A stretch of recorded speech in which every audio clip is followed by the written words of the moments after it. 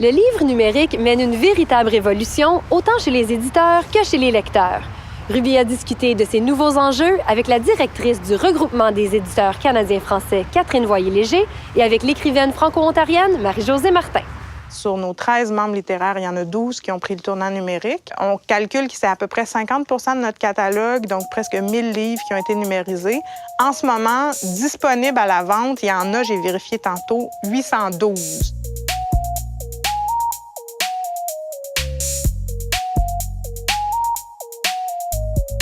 Je dirais que les impacts du livre numérique sont multiples. En même temps, pour l'instant, on parle de popularité du livre numérique, mais on n'en vend pas tant que ça. On parle de 3 à peu près du marché francophone canadien, ce qui n'est pas tellement, mais on nous annonce une vague importante depuis plusieurs années. Donc, pour nous, les impacts, c'était d'arriver à se préparer pour accueillir ce changement-là. Évidemment, notre premier public, les gens des communautés francophones et acadiennes, n'ont pas tous accès à des librairies. Il reste une quinzaine de librairies francophones en milieu minoritaire au Canada. C'est très peu. Il n'y en a plus à Toronto, il n'y en a plus à Vancouver. Donc ça, c'est des lieux où on ne peut pas aller en librairie chercher du livre en français. Donc évidemment, là, tout d'un coup, on peut toujours commander le livre papier en ligne, mais le livre numérique devient très accessible. Je viens de publier cet automne un roman qui a pour titre « Un jour, ils entendront mes silences ». Et j'habite Ottawa depuis plus de 20 ans maintenant. Ce que j'aime du numérique, c'est l'accès instantané au marché. Indépendamment du lieu qu'on habite, avec le numérique, on peut le trouver, on peut l'acheter. Quand on est en situation minoritaire, par exemple les francophones en Ontario, on n'a pas nécessairement toujours accès à une librairie proche de chez soi, mais sur Internet, on a des librairies numériques. On trouve le livre qui nous intéresse et on peut le télécharger le soir même. C'est merveilleux.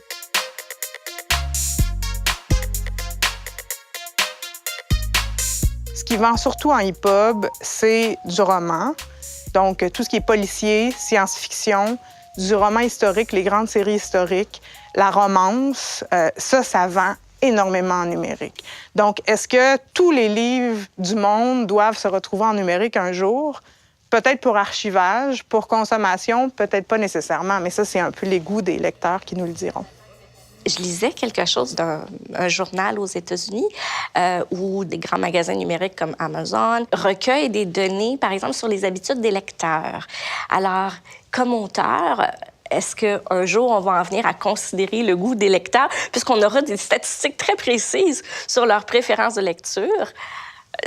J'imagine que pour certains écrivains, oui, ça pourrait être un genre d'information qui pourra entrer en ligne de compte. Les chiffres que j'ai sont partiels, là, c'est pas scientifique, mais on peut évaluer qu'en 1 an, les ventes en livres numériques dans notre réseau ont quadruplé. Donc, c'est énorme. Ce qu'on constate pour l'instant, c'est que la hausse des ventes numériques ne correspond pas du tout à une baisse des ventes papier. Donc, ça nous pousse à croire que les gens qui nous lisent en numérique, c'est plutôt un nouveau public. Ça, c'est une excellente nouvelle.